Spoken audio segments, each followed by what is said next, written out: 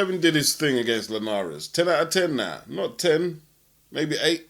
Speed, good jab, good movement. Showed physical strength in there. Got tagged in the 10th, but he held it. Arguably, he won the 11th, didn't win the 12th. Lost the 12th. Maybe the gas tank went down in the 12th, or he was still hurt. But he was holding a lot. He was looking to hold a lot. Career best win, 3rd defense of the WBC title. Just got to keep doing what he's doing. Now, I've heard some people say it was a boring performance, although he was looking for the stoppage. Threw some very good left hooks in there. He's not a big puncher. He has a lot of other attributes, apart from power. And slowly, he's building his resume. And that's what he needs to do. Linares himself is a multiple weight champion. He's been on the canvas. He's got a few stoppage defeats on his resume. And he's had to learn from his more harsh experiences in the ring, overcome them to win them belts and be successful in the game. I remember when he fought Kevin Mitchell at the O2, and Mitchell had him down and almost out, but he came back, he rallied, and he won the fight. Some people are going to look at it a different way. For Devin, I'd see it as a character building defense. No one's just going to lay down for him. People have to understand, you got to look at the mentality of people. Tell me a fight or a time that Linares has backed down from a challenge at 135. No, it's the likes of Ryan Garcia who don't want to fight. It's the likes of a Tank Davis who are not challenging themselves against a Linares. The only one I can leave exempt from that is Teofimo Lopez. He's building his resume. So Kevin Mitchell, Anthony Crolla, twice Luke Campbell. That's 4 matchroom fighters who've never beat Linares, and Devin Haney is the first to do so. I don't mind people who believe that Devin won't make much of a career as a boxer. I don't mind people saying that. They're entitled to their opinion. I don't like when people earn their straps in the ring and then a performance like yesterday against Linares will lead people to say, well, we're not interested in seeing him fight all the other guys. That's a bit disturbing. That's why people like Oscar can say, oh, Devin needs to build himself up more. Build himself up for what? For Ryan Garcia, he's nobody. Saying he would have slept Haney when he's pulled out of fighting Haney and Linares. This is why I'm not one of them people who's going to be, oh, you know, he's got mental health problems. Be nice to him. I'm not saying I'm going to pile in there and start throwing a whole load of abuse at him. But I don't take it that seriously. If he was in such a vulnerable condition, then take a more humble approach until you're ready to fight, knowing that people can fire shots back at you. And with him being supposedly so vulnerable and fragile, that could push his recovery even further back. It's all the bullshit if you ask me. If Devin really wants to hit harder, he could adjust some of the speed of some of his power shots. He throws them more quick. But at the same time, when you try and load up like that, you leave yourself more open to counters. He's got to make up his mind. Is his goal to try and impress a lot of people who, let's face it, their opinion doesn't matter that much, or to hone his craft and do what he has to do and play to his strengths? He's got to make his mind up. It's also a matter of timing. Like, there used to be a Kronk fighter, a lightweight, Jimmy Paul. He hit extremely hard, but he had very good eyes and very good timing, and he'd take his time in the ring. Ryan Garcia talking about he would have slept Haney. You'd have to get into the 10th round first. Maybe Linares took all the shots. Who's saying you could? We don't know how tough Ryan Garcia is after fighting Luke Campbell, his biggest win. I give Ryan credit for getting off the deck against Luke Campbell and firing back and coming back to win. But Luke did let him off the hook to a degree. And you could say that perhaps Linares let Devin off the hook, but the bell sounded shortly after he landed at the end of the 10th. And it is what it is. Devin took the shot. He didn't go down. He didn't show any distress signals in the corner. I don't see what the problem is. I don't know what sport people think this is. You're fighting a 3-weight champion who's not exactly a feather-fisted fighter, never has been. So I don't really get it. I don't get it, really. Maybe one day, some of you online will just try and keep it a little more basic and say, yes, I would like to see a unification between Haney and Lopez, rather than trying to dazzle us with your, oh, so brilliant boxing analysis of who you think's a great fighter from who you don't. I've had so many people, comment after comment, either telling me Devin's no good or Lopez will beat him and this one will beat him and that one will beat him. But I'm not paying either pay-per-view or a DAZN subscription to hear your opinion or hear the many opinions. I'm paying my money to see the fight fought because it needs to be fought, and then we can decide who's the better man in the ring, old school style. Now, if Devin Haney ain't your cup of tea and you don't like watching him fight, I can't argue with that. That's your choice. But that doesn't mean you can just throw inaccurate labels, or that you should throw inaccurate labels of who he is, like calling him a runner and stuff like that. He's not a runner. In fact, you could argue he was too aggressive with Linares yesterday when he didn't need to be, when he clearly had the quicker feet and the faster hands. Some of you do the same thing with Mayweather. He's a runner, and I always challenge to pick out these fights for me where he was running. Where are these fights?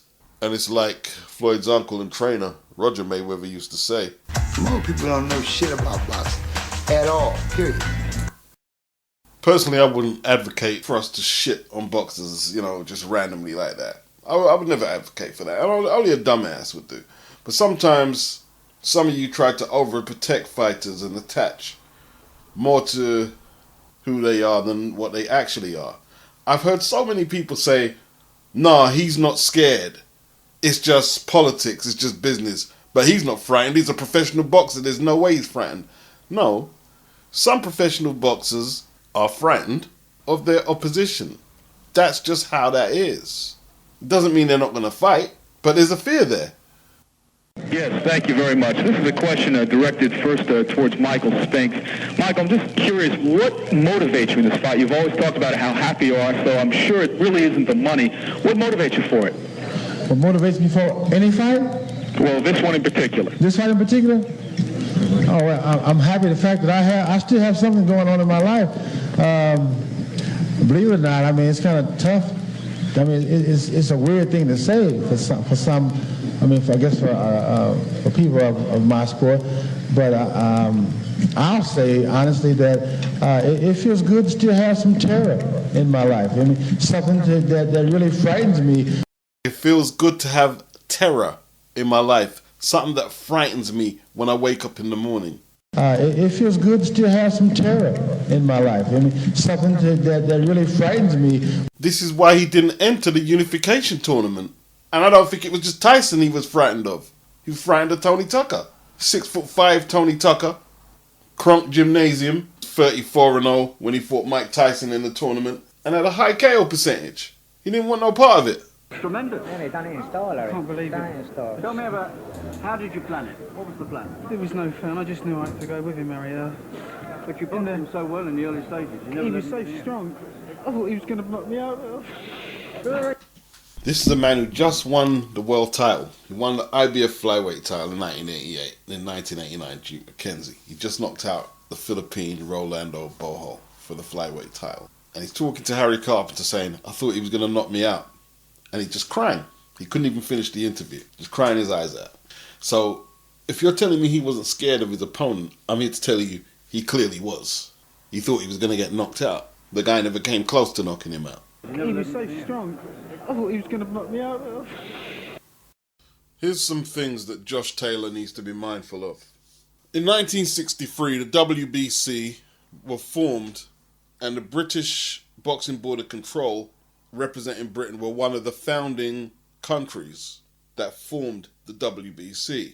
So, when you got British fighters like Josh Taylor's countryman, Ken Buchanan, who won the title in 1970, beating Ismail Laguna, he was never able to defend his belt in Britain because he had a WBA belt and a New York State Athletic Commission belt. There's one fight here where he's got both belts, WBC and WBA in 1971. And then after that, his other two title fights were just for the WBA. They wouldn't sanction WBA title fights, so all of his title fights were in America, Puerto Rico. He had two non-title fights during his reign as champion, and they were both in England. The Navarro fight, if he had dropped the WBC belt, he could have had that in Britain. They stopped Henry Cooper, the board, from fighting Jimmy Ellis for the WBA title in the 70s. Ken Buchanan's reputation, when you reflect back on it, was more prominent in America and abroad than it was in the UK. Look at James DeGale recently. He beats Andre Durrell in Boston, Lucien Boutte in Quebec, Porky Medina in Washington, Badu Jack in the Barclays Center, Brooklyn, Caleb Truax, that was in England, at the Copper Box Arena. He surprisingly lost that fight. The rematch, that was in America, Las Vegas. And he fought Chris Eubank in Britain and lost in the last fight of his career. When's the last time you've heard anyone talk about James DeGale? In the press or the media or anywhere you want to go with it. It's almost like his career died in America. George Groves, who DeGale fought as an amateur and as a pro, he had the 2 fights at Carl Froch, remember, 80,000 at Wembley, as Carl Froch doesn't tire to remind us of. And we see him doing commentary on Channel 5 and still doing interviews. Maybe DeGale doesn't want to be in the public spotlight as well. Let's not rule that out. But Groves won his title in England. DeGale won his fight abroad. DeGale had a tougher fight in America against Andre Durrell. That's a tougher fight than what George Groves had against Fedor Shudanov. DeGale was champion around the time that Joshua was just picking up belts, doing 70 to 90,000 at Wembley and 1.5 million pay-per-views and shit, all in Britain.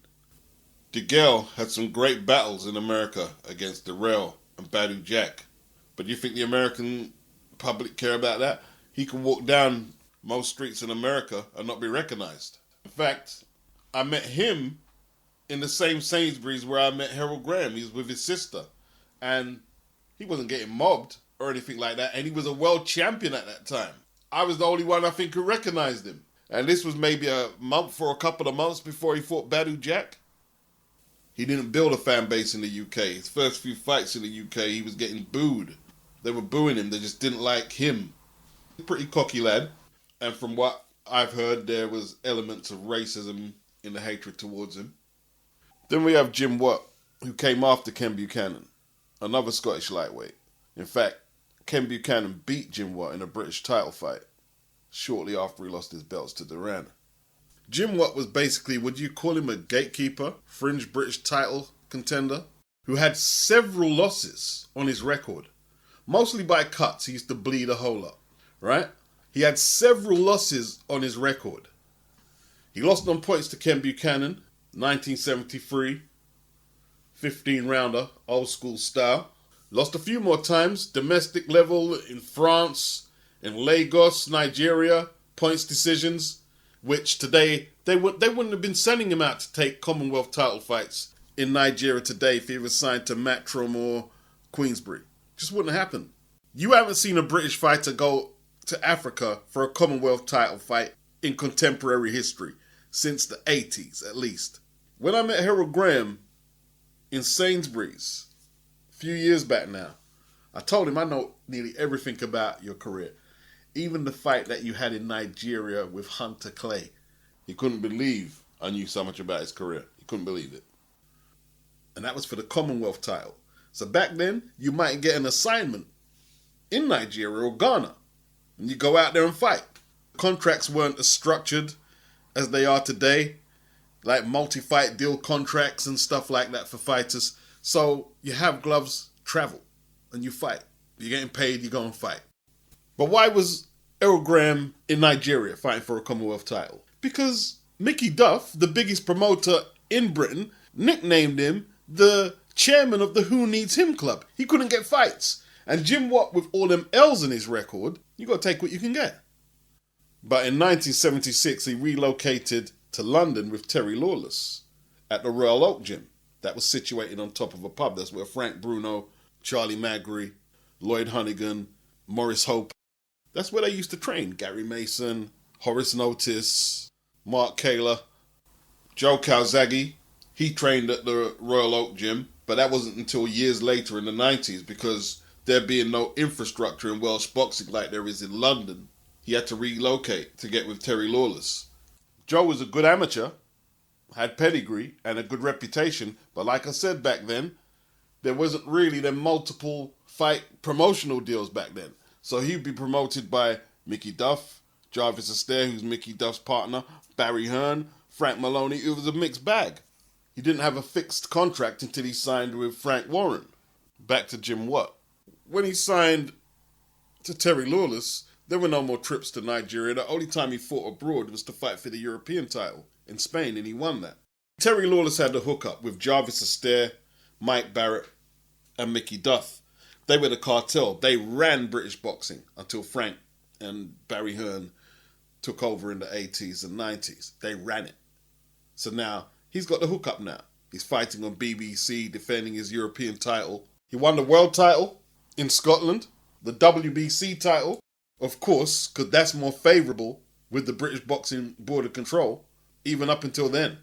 But look, they're not making him fight in London. He's fighting in Scotland because they love boxing. They love boxing out there. And they didn't get a chance to support Ken Buchanan. Oh, but they're supporting Jim Watt. He's doing massive gates out there. Massive gates. 15,000 people braved into the pouring rain to see Jim Watt outpoint Howard Davis. That's the fight that put him on the radar. 1980. $1 million purse. Not bad for a British lightweight. Them days there. 1980, $1 million purse? All of his fights except his last fight are in Scotland. The last fight is in London, Wembley, where he loses to Hall of Fame, all-time great Alexis Arguello over 15 rounds. You know what I mean? No shame in that. That was Jim's last fight. He made enough money. He retired. And because of the popularity that he developed, especially when he beat Howard Davis, who was not only an Olympic gold medalist in 1976, he won the Val Barker Trophy ahead of Sugar Ray Leonard. And he was undefeated. And he came over to Britain and they all thought that he was going to beat Jim Watt, outbox him. And Jim, with that long-ass reach and that street style, right? He beat Howard Davis. He beat him. Plus, the fight with Charlie Nash is just a war. Just an all-out war before that. He was an entertaining fighter, you know? And then you had the Sean O'Grady fight. Very controversial fight. Jim was getting outboxed, so he put the, you know what I mean? I'm going to say it, whether it sounds like a stereotype or whatnot. He put the old Scottish kiss in there, didn't he? Blatant headbutts, right? And, you know, it was a different time. And back then, even in Scotland, religion and politics in Britain, you know, it was an uncomfortable mix. And they were making death threats, I believe, to Sean O'Grady's camp and whatever family members he brought over to Scotland. Crazy night. And Jim came along at a time when boxing on terrestrial television back then, early 70s leading into the 80s, was enormous. Enormous. And Josh is missing out on this. He's missing out on this. Jim Watt, he got a gig on ITV with Reg Guttridge, commentating for years. Buchanan, you know, his demise, well, I don't know if that's the right word. I haven't lived his life, but he didn't keep his fortune that he made from boxing, alcohol, perhaps bad investments, ended up having some unlicensed fights and a lot of other issues. And he didn't get a gig like commentating in the United Kingdom when he's considered one of the best British fighters ever. I think part of that was the British Boxing Board of Control not recognising most of his world title fights, if not all of them, and not getting that push from Fleet Street because he's over in America fighting the likes of Duran, Laguna, Carlos Ortiz, etc. Now let's get back to Josh Taylor's recent achievement, becoming undisputed. Listen, if Jose Ramirez had won all 4 belts with the Mexicans in America, Texas, and Mexico itself, my gosh, he'd be absolutely huge. I mean, the fight drew an audience of 1,673,000 and averaged 1,305,000 viewers on ESPN. I'm telling you, if Jose Ramirez had won, he was going to become a pay-per-view star over there, if he had won. You think Josh Taylor's going to become a pay-per-view star on the back of winning them 4 belts out there? Maybe if he fights Terence Crawford, but Terence Crawford's not even a big draw out there. Maybe if he fights Teofimo Lopez, outside them opponents in his next defense, he's not doing pay-per-view in America. They were talking about perhaps fighting Crawford in Scotland. Now they can hold that anywhere, and Josh would draw a big, big crowd in Scotland. But I'm not sure if Bob can pull that off. Crawford has one more fight, I believe, on his contract. And it's not like Taylor has anything for him in terms of belts or anything like that. Why is he going to go over to Scotland to fight Josh Taylor? I mean, he went to Scotland to fight Ricky Burns, but that's because there was a belt on the line. He needed the belt. This isn't the case. I'm not sure if Bob can pull this one off. In all truth, I don't think Bob is doing anything but paying lip service to making a fight in Scotland. You know, I think it was just hot air. He's not focused on promoting fights outside of America, is he? Bob Arum has a minuscule view of boxing. He will sign a fighter from Britain, but wants them to be American big, not worldwide big. He's not concerned about that. If he was concerned about that, he wouldn't have overlooked Josh's visibility in Britain. It's hard for American fighters to get shine in America right now, with the likes of Jake Paul and Triller, etc., and the geriatric circuit that's going on there. Where does Josh Taylor fit in that with his 4 belts? See, I've got no problem with Josh Taylor going out to America to fight Jose Ramirez for all the 4 straps. Great move. But you need people who will look out for your legacy on both sides of the pond. And Bob was not willing to do that. His obvious contact in Britain is Frank Warren. Why don't you let Frank Warren look after promoting and televising, whether pay-per-view or free television, his fight with Ramirez? I mean, up till now, we haven't got a delayed recording in the UK. Up till now. I heard him on 5 Live briefly, talking to Steve Bunce. That's radio. That's so niche, talking boxing on the radio. That's such a niche market. I don't understand Josh Taylor's logic here. He's angry that Sky are showing Mayweather versus Logan Paul, the 50-year-old Floyd, he calls him. Well, Floyd's actually 44. He's angry about that, but he's not angry that British Telecom showed his fight before the undisputed fight against Kong Song. They showed that, but they didn't show the Ramirez fight. How come you're not mad at that? Why is it wherever Eddie Hearn is connected, people get mad and they don't look at the other areas where the real damage has been done, often closer to home? I'm not getting that exactly. Eddie Hearn, he said he wasn't contacted. He wasn't contacted. And he's the main guy that you go to if you want your fight televised on Sky. He's the main guy. Let's just say he controls the boxing platform on Sky. I know Frank Warren wanted to dispute that, but it's just the reality. He wasn't approached, and he said if he was approached, he would have put it on Sky. He said it was a great fight, but he wasn't approached. And this is what you get for signing with Bob Arum. Now, he signed with Arum more than likely because he had 2 belts, Ramirez had 2 belts, and the undisputed fight was easy to make. But at the same time, he could become another James DeGale. Bob was probably pissed that Ramirez didn't win, actually, because with the infrastructure more set up for Mexican fighters than Scottish fighters over there, he probably thought the wrong man won as far as he was concerned. Imagine Ramirez, the Mexican, with 4 belts, taking on Terence Crawford next. It's a huge fight at 147. Josh Taylor's situation isn't helped by the travel restrictions, disabling an army full of Scottish fans to go over there and support him. Boxers, look, they spend a lot of time in a gym. That's what they do, they fight. And they don't consider certain things. Josh Taylor became a star in the UK when he beat Prograis on what platform? Sky. On Sky. Shane McGuigan and Cyclones were talking about they were having talks with Eddie Hearn. So we was presuming over a possibility that we're going to see Josh become a Matchroom Sky fighter, which was a compelling prospect to think about for UK boxing. But he went to Bob Arum. A lot of people were shocked. Bob Arum. Oh, okay. Let's look at the 2 parties, right? Eddie promoted that Super Series final. He promoted it.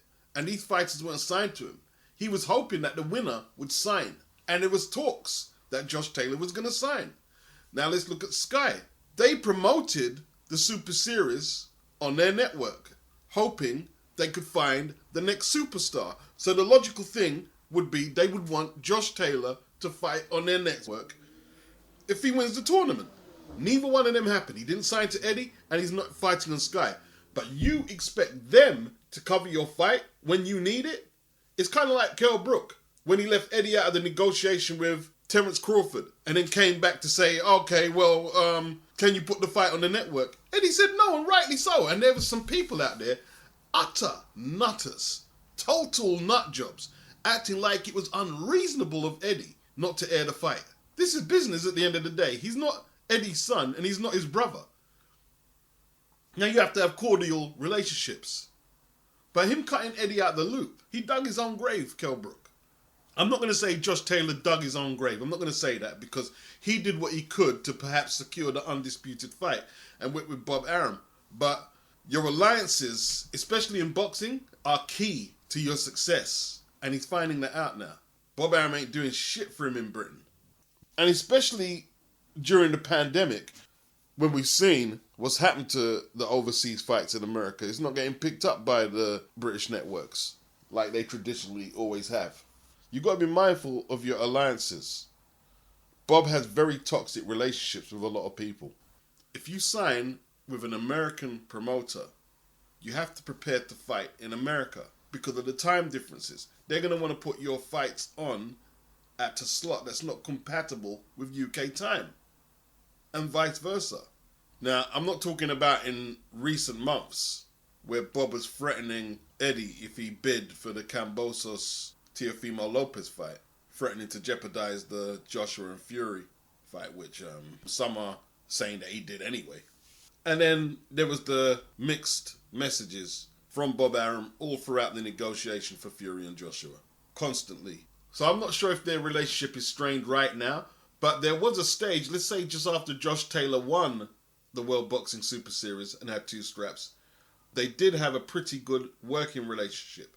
So if he had signed with Eddie, who's to say that they wouldn't have done business with Bob and got the undisputed fight over the line? Now, 2020, we had the pandemic, so it might not have happened then. But theoretically, if he had signed with Eddie, there's nothing to suggest that Eddie couldn't make that fight with Bob for undisputed against Ramirez. Let's not forget, the precursor for the undisputed fight between Taylor and Ramirez was Ramirez and Hooker. Hooker was the WBO champion, he was signed to Matchroom, and Ramirez was the WBC champion, signed to Top Rank. So they was on that trajectory, wasn't they? Yeah, if Sky had to broadcast it, it would be on an awkward time, 4 or 5 a.m. But that's not the point. The promotion they would have put behind it in Britain would be priceless. And as for Floyd, Floyd is just exploiting a market that he's exploited before. He done 876,000 against Manny Pacquiao over here on Sky, and he done 874,000 against Conor McGregor. That's huge numbers. 4 or 5 a.m. in the morning. Huge. If he can do half of that, 400,000, that's a success. I forgot to mention he done 1,150,000 against Ricky Hatton in 2007, Mayweather. So he's always been successful as a pay-per-view draw over here. Why wouldn't he go back to the market that he's been successful in?